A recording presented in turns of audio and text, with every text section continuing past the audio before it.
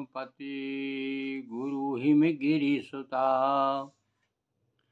गोस्वामी गिरिजेश सहित शारदा नर्मदा वायें हृदय प्रदेश बंदो हनुमत लखन संगो रिपुहनु भरत सुजान सिया राम जी को नमन गाऊं मानस गान सियावर रामचंद्र पद जय शरणम।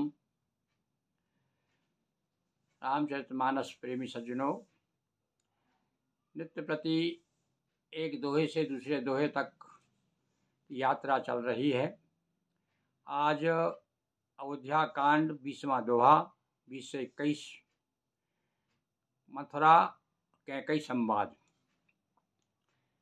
देखिए, अभी मंथरा ने इस प्रकार से मीठी मीठी बातें ऐसे लीपा पोती करके और ऐसा प्रभावित किया कैकई को कि अब क्या कह रही है वो कि नहीं हर जन्म भरव बरुचाई और जियत न करब सौत सेवकाई। चाहे जीवन भर मायके में बिता दूंगी, यहाँ तो नहीं रहूंगी, पर सौत की सेवा तो मैं नहीं करूंगी। हरि बस देव जियावत चाही और मरण नीक ते जीवन चाही।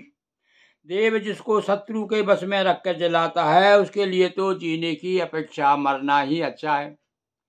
यदि किसी कारणवश शत्रु के बस में हो जाए तो उससे तो मर जाना ही अच्छा है।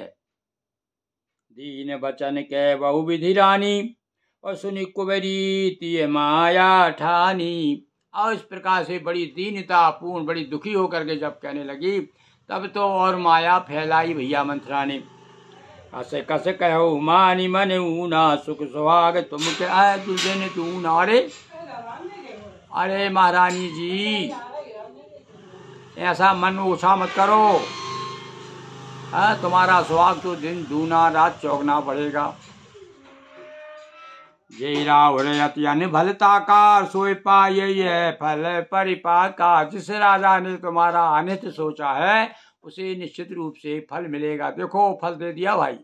कभी कभी क्या है, ऐसे लोगों की बातें भी सच हो जाती हैं। क्या कह रही है, वो फल प्राप्त करेंगे। या जब ते कुमत सुनी मैं स्वामिन और भूख न बासर नींद न जामिन। ना तो दिन में दिन में भूख लगती है, ना रात में नींद आती है। जब से मैंने, मतलब इतनी हितैषी है भैया, इतना हित चाहने वाली है। मैं आखिर है तो सहेली, जन्म की सहेली को वहाँ से आई है। मतलब दहेजन है एक तरह से। अपने गांव में अभी भी जो है एक परंपरा है भाई, शादी के समय एक लड़की को साथ कर देते दुल्हन को। बोले कौन है, बोले दहेजन है, दहेज में आई, ऐसा कहते हैं। तो ये दहेजन थी, साथ में ही आई थी रानी के। राजा रानी, राजाओं के काल में रानियों के साथ में बहुत सारी दासियां भी साथ साथ में विदा कर देते थे। वो जीवन भर उनकी सेवा करती थी। ऐसी मंत्रा साथ आई थी। तो ये यहाँ अयोध्या की नहीं थी। पूछे गुणन रेख तिन खांची और भरत भुआल हो। लो भाई, एक दिन में ही सब कुछ कर लिया उसने।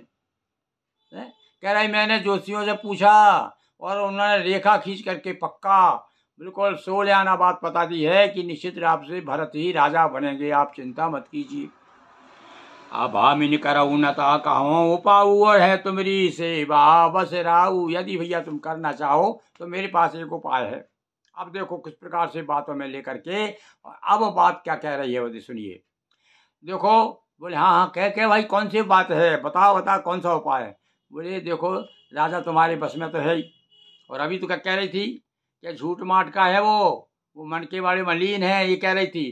पर अब धीरे से अब बात आ रही अपने पे आ गई वो कि राजा तुम्हारे बस में है, इसलिए क्या करो, परो कूप तु बचन पर है सकै न पूत पति त्याग। कहे से मोर दुख देख बड़ो कस न कर वो हित लाग। मैं तेरे कहने से कुएं में गिर सकती हूँ। देखिए, अब आप इतनी समर्पित हो गई भाई महारानी। क्या कह रही हैं कि मैं तुम्हारे कहने से कुएं में गिर सकती हूँ, पुत्र और पति को भी छोड़ सकती हूँ। अब तू मेरा बड़ा भारी दुख देख कुछ कहती है तो भला मैं अपने हित के लिए उसे क्यों नहीं करूँगी।